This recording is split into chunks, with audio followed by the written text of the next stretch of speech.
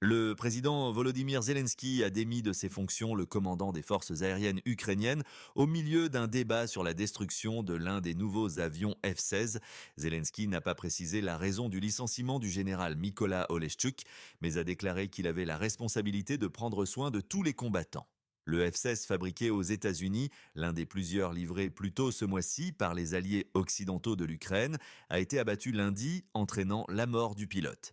Bien que cela se soit produit lors d'un bombardement de missiles russes, l'Ukraine a déclaré que la cause de l'abattage n'était pas le résultat direct d'une attaque ennemie et le général Oleschuk s'est disputé avec plusieurs politiciens sur qui était responsable de la perte.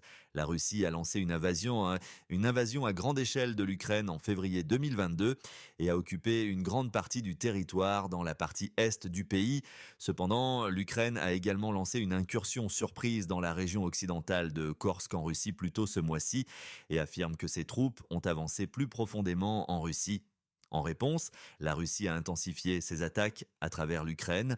Vendredi, une fille de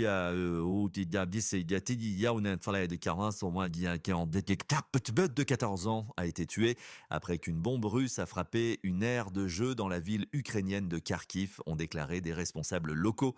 Au moins 6 autres personnes ont été tuées et 59 ont été blessées après qu'un immeuble résidentiel de 12 étages a également été frappé dans la ville, qui est proche de la frontière russe.